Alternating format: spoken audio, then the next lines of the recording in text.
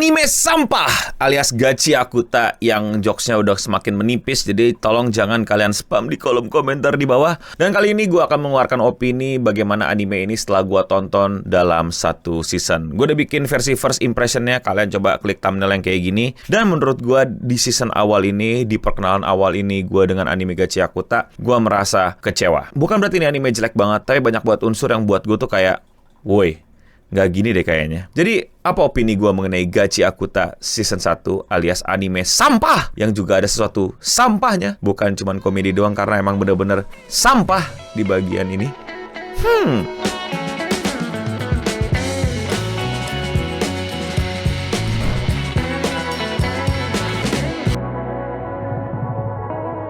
Gachi Akuta, anime yang menceritakan tentang tim cleaning service yang ternyata sampah-sampah yang harusnya mereka bersihkan itu bisa berubah menjadi monster.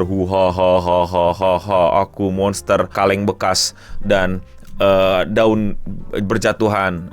Wahahaha. Yang menurut gue kayak Urana sebagai mangaka dari Gachi Akuta ini pasti itu pernah jalan-jalan ke Amerika atau ke daerah-daerah yang tiba-tiba tempat penampungan sampahnya itu tertutup gitu. Karena gue pernah ke Jepang, ya walaupun ke Tokyo doang ya, tapi lu nemuin sampah itu tuh susah banget. Bukan sampahnya aja, tong sampahnya juga susah. Kecuali Kabukicho itu daerah emang udah apa sangat-sangat kalau bahkan kata beberapa orang Jepang tuh worst of the worst lah. Tapi worst of the worst Kabukicho pun juga kayak masih tetap lumayan bersih. Yang dimana poin gue adalah yaitu si Keiurara Sensei ini pasti pernah jalan-jalan ke Amerika lah minimal. Kota-kota yang sampai numpuk di pinggir jalan ya. Negara selain Amerika ya harusnya sih nggak ada ya yang menelantarkan sampahnya di pinggir jalan gitu sampai menginspirasi mangaka untuk bikin anime tentang sampah. Tapi atau itu ya atau ini bener-bener kayak semacam revelation ya, dia kayak aduh Jepang bersih banget. Gimana ya kalau misalnya Jepang banyak sampah gitu. Pasti menarik nih buat ditonton atau dibaca sama orang-orang yang ngelihat sekitarnya itu bersih banget gitu. Lahirlah Gachi Akuta. Tapi awal cerita kita langsung dikenalkan dengan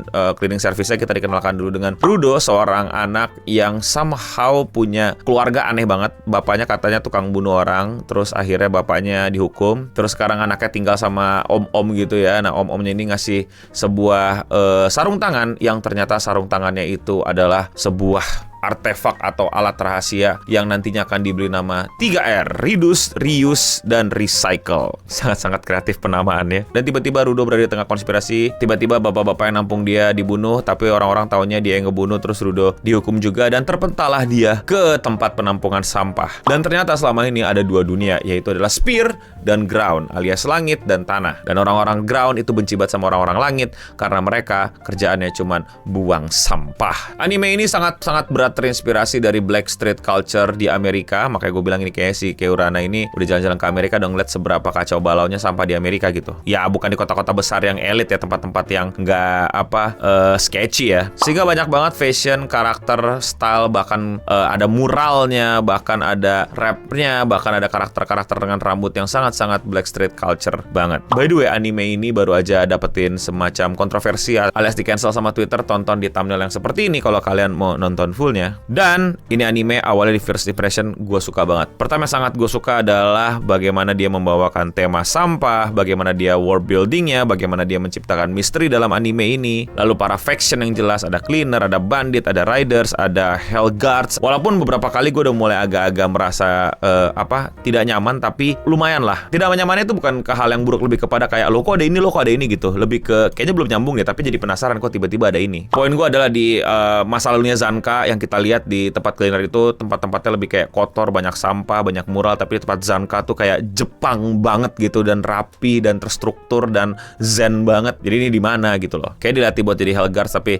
ya nggak tau lah. Gue suka banget bagaimana mereka punya facial expression yang aneh-aneh, yang tegas, yang kotak, yang gue suka banget. Kalau Rudo lagi senyum, kalau Rudo tiba-tiba palanya gede, kalau tiba-tiba orang ketawa, itu gue sampai sekarang masih suka banget, masih ciri khas banget secara visual dan menyenangkan banget. Tentu saja digarap oleh Studio Bones, jadi secara penggambaran enak banget, rapi banget. Tapi ada satu yang sangat mengganjal di hati dan pikiran gue, dan ini sangat-sangat menjadi hal yang membuat anime ini jadi tidak betah gue tonton, yaitu adalah bukan pacing. Pacingnya oke, tapi battle pacing. Khusus buat battlenya, kacau balau, sumpah. Pertama gue mulai merasakan itu ketika lagi ngelawan si anak kecil di tower. Tiba-tiba kayak sok-sokan mikir konspirasi. Wah ini ada trik, ada the Joker, ada the big brain behind it. Tapi kayak ujung-ujungnya cuman bau yang menghipnotis. Dan itu mesti kita figuring out sekitar 3 episode. Gue kayak, what? Lambat banget, kacau banget, dan penyelesaiannya bikin gue kayak bener-bener nggak puas. Karena pertama, ini subjektif banget, gue penyuka misteri, gue suka banget sama battle IQ yang keren, yang akhirnya kita bilang kayak, oh gitu cara ngalahinnya, oh gitu kelemahannya, oh gitu cara counternya. Makanya gue suka sama Hunter x Hunter pas era itu, yaitu era pas Hunter examnya, atau pas ujian Chunin, bagaimana cara ngelawan ini, cara ngelawan itu, bagaimana counternya, bagaimana cara kita menemukan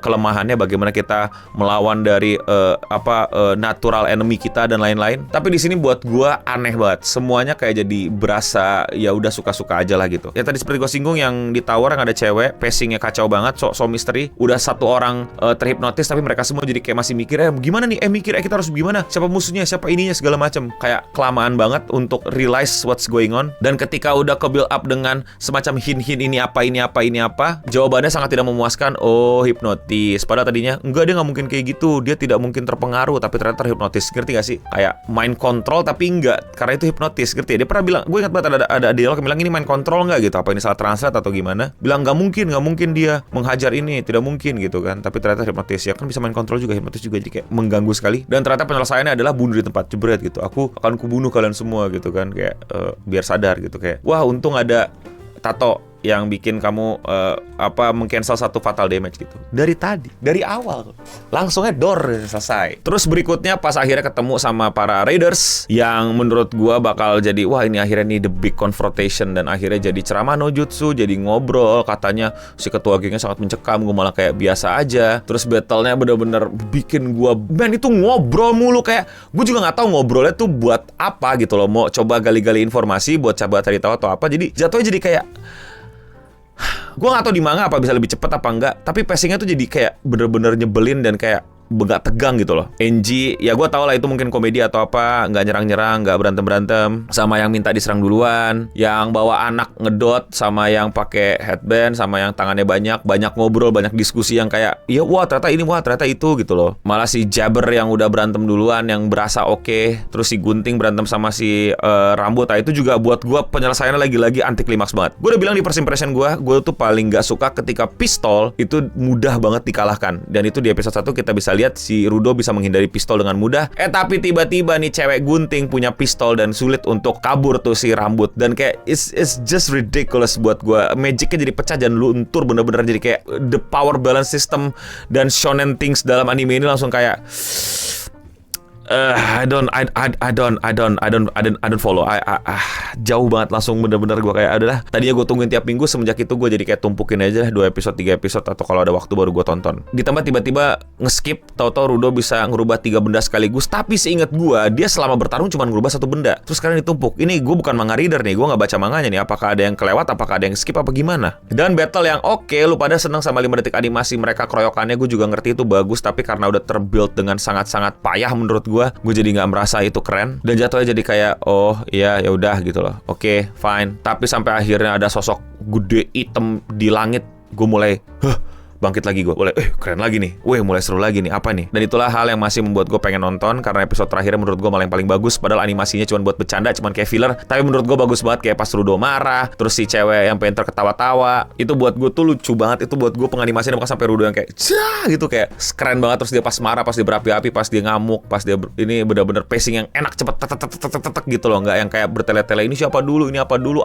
kekuatannya segala macem. Itu semua di pikiran gitu, nggak diuji coba dan nggak di berantemin aja gitu biar tahu oh ternyata dia kekuatannya ini gitu loh. Dan karena tadi gue udah suka sama bagaimana misterinya dibuild, dan di season 1 ini episode terakhirnya dikasih sosok Hellgates kayaknya ya, Hellguard, sorry gue lupa, yang self insert author yang mirip banget sama autornya, keren banget. Dan gue penasaran sama itu sosok orang jongkok di langit, siapa tuh hitam-hitam gede yang katanya bakal mati kalau lu nyebrang langit. Dan gue penasaran ini spear sama ground gimana, apakah kayak Wall-E yang orang-orang kabur dulu ke pesawat gede tapi sampai dibuangin ke bumi, atau enggak, atau ada yang lain. Terus tiba-tiba Rio katanya Liga Assassin lah atau apalah, tiba-tiba pistol, walaupun itu gue gak suka, misterinya itu masih menjual di gue setidaknya, dan ditutup dengan bagus banget season ini. Menurut gue ini adalah cliffhanging yang udah lama gak gue rasain, dan gue terakhir rasain di Attack on Titan, tiba-tiba di wallnya keluar mata Titan. Lah kan wall, kok wall isinya Titan? Nah maksudnya gimana? Terus tiba-tiba gue juga baru sadar gitu, iya nama mereka adalah Subrek gitu kan. Subrek, by the way nama gue Rudo Subrek. Oh iya, selama ini kita baru dapat nama depannya Rudo ya, gak pernah nama belakangnya. Terus kayak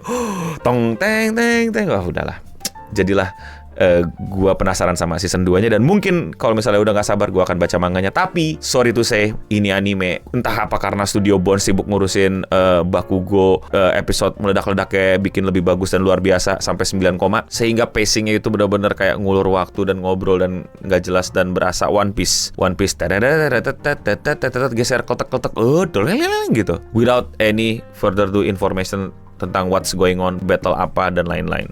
Bosen. But it's just my opinion. Kalau menurut kalian bagaimana? Kalau kalian mau kritik gimana? Kalau kalian mau punya opini lain, silakan di kolom komentar di bawah. Kalau kalian suka sama overthinking anime kayak gini dan kalian mau support gua, lakuin dengan sesimpel klik tombol subscribe atau tombol like. Dan jangan lupa cek channel gua dan klik video menurut kalian belum kalian tonton, karena gua upload video sehari satu. Jadi banyak banget tuh kan video. Jadi kalau kalian masih gabut, masih pengen nontonin YouTube, masih pengen dengerin gua, klik video deh yang menurut kalian belum kalian tonton. Dan jangan lupa juga untuk follow gua di sosial media gua seperti Instagram dan TikTok untuk berbagi informasi di sana, dan kalian banyak-banyakin engagement konten-konten gua di sana. Dan ya, sekian Radio Singham untuk episode kali ini. Gue udah bening pamit undur diri, dan untuk kita semua, stay clean and sound.